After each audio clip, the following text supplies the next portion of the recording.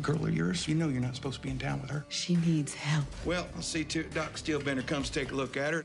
Tell me, what's it like to be a doctor who can't save a life? I'll let you know next time you find yourself sick. I need to get her to Preacher Ross. He gonna save her. Some preacher hocus pocus ain't gonna make a damn bit of difference. You don't believe in the devil, Doctor? Tall tales and fictions. Excuse us. We're looking for some water. Well, now that's something we have plenty of.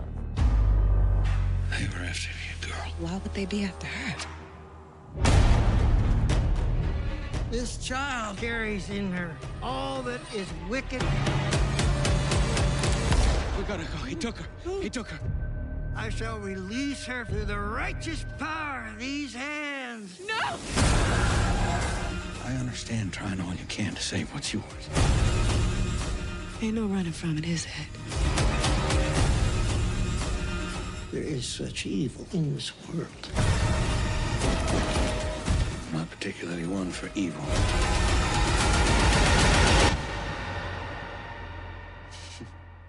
Well, what if you're wrong?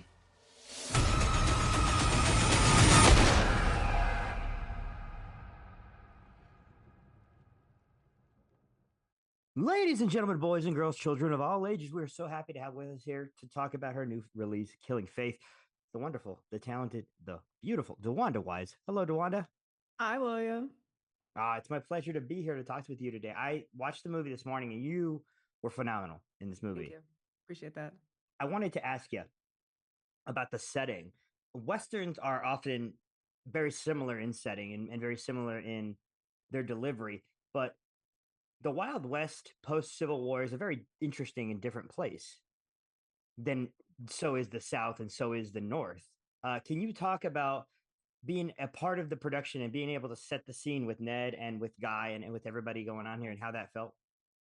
I think my mainstay truly was tone, you know?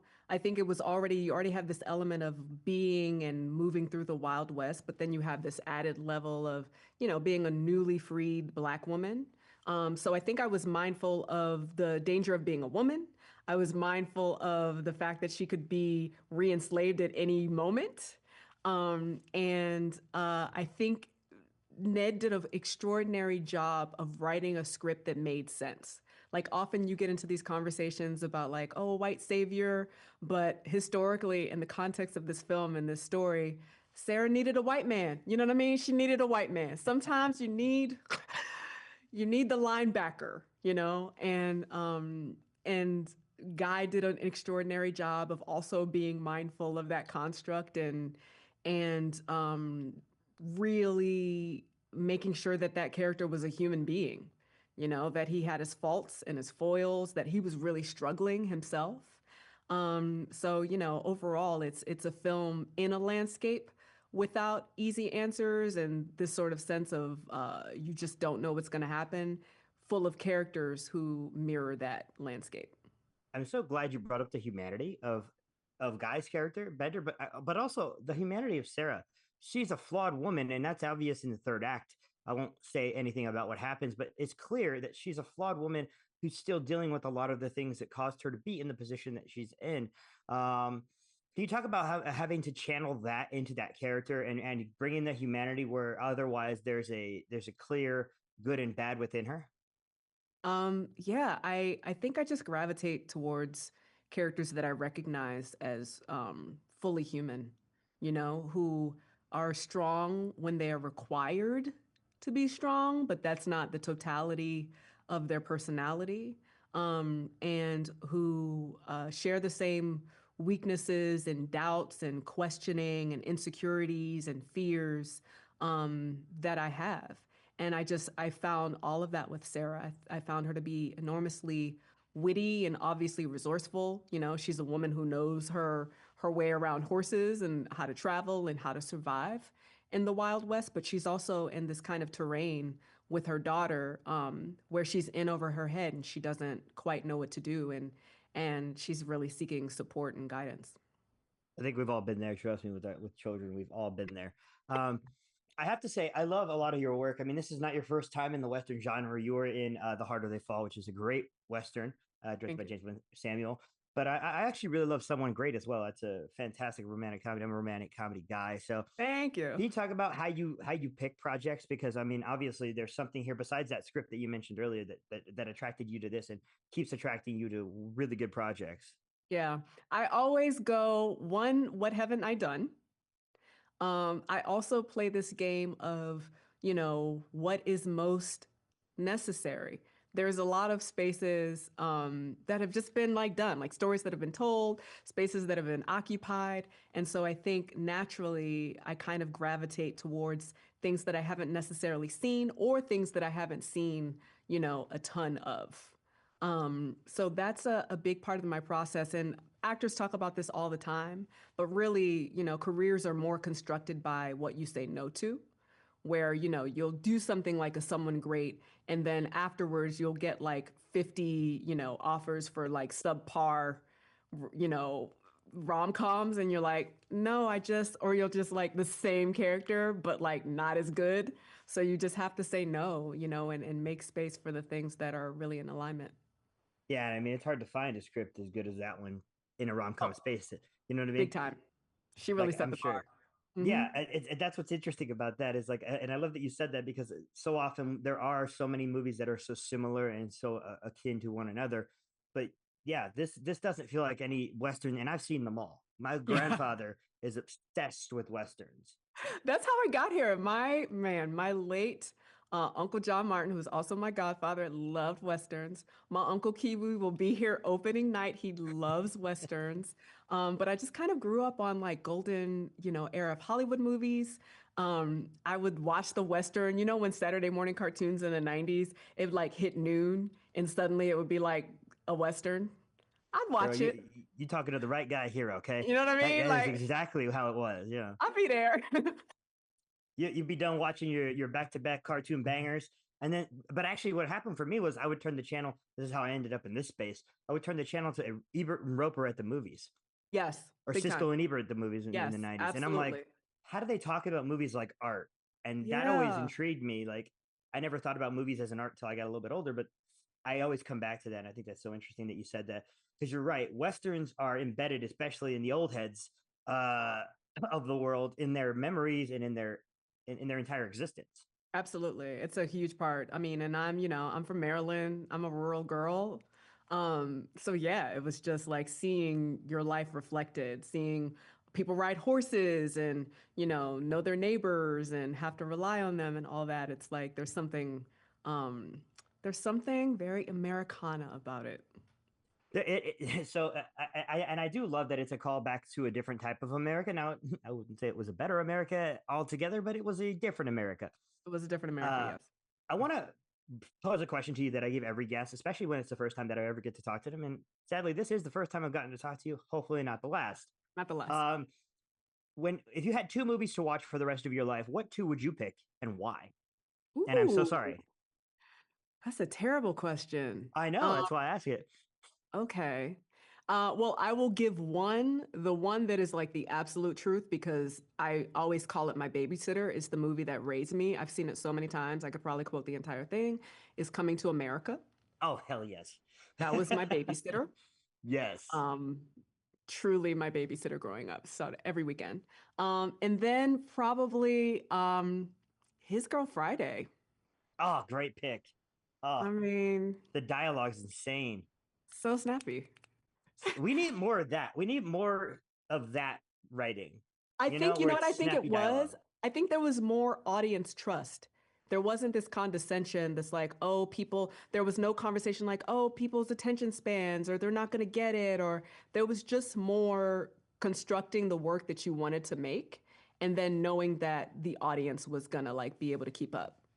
I just think we need more screwball comedies. I I think so just too. think we do. I Yeah, think that that's a cosign. thing in this world that we need and we don't have enough of. We do not. Let me ask you, why should people check out this brand new flick from you? Why should they watch Killing Faith? I will say on a personal level, I try to make sure that I only do work that I really want to do. And I say that because obviously you're an actor, you got to make a living.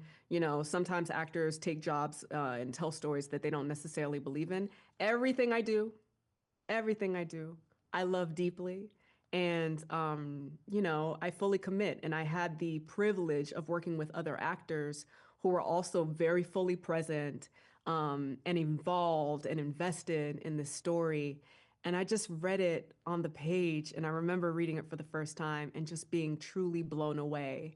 And playing linebacker and making sure that I was available to tell the story. So anytime that I think that there's something, a story worth being told, I trust that audiences will feel the same way. Love that. I want you to give me one word to describe Guy, to describe Jack, and to describe Ned. One word each. Guy, grounded.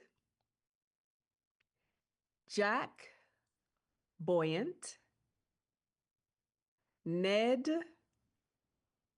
hilarious. I love it. I love it. I love it. And I feel like I can't wait to talk to Ned later today because I feel like you're totally right about that funny thing. And It's very funny. and you wouldn't have seen. Did you get to work with Bill much? Very little, but I was on set the whole time because I'm that kind of nerd. Yeah, that's. I was going to ask you if you had a word, one word for Bill as well, because I know I'm obsessed with Bill. Bill would be um humane. He's just like deeply, you know, we worked very little, but we did end up like going out to dinner, and he's just an extraordinary human being.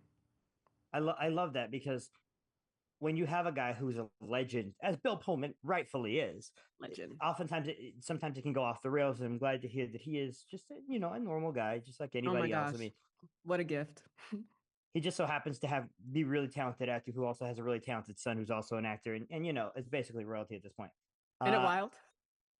it's insane how Yeah, that just works out. Like wild. you've worked with some incredible directors in your time, and I have to ask you, it's not luck. It's got to be skill at this point. It's got to be because of your talent that you're able to book these projects. Do you think that there's a little luck? I think it's mostly talent myself.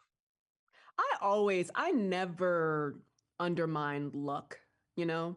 I think it's luck, but I also, because I think it's timing, you know? Like Ned saw, um, he saw Jurassic, and, you know, when I did Jurassic, Colin saw She's Gotta Have It. And when I did She's Gotta Have It, you know, Spike saw this movie in indie I produced and starred in called How to Tell Your Douchebag. So it all kind of, for me, it's been very organic. A lot of it's been blessedly, even in a time where everyone's auditioning, so much of it has been offers. And so I do get a great deal of trust from directors, which I think cannot be underestimated or undermined. I have to ask you because this has been plaguing me since I watched the movie. Is it how is it that you're just when you're on the screen you have a hypnotism about you? I Like think you I want to dress keep that's watching. really funny. How do you I feel like I'm so magnetic because that's really funny. That's a hard question to ask. I think I like to think that what people are responding to is um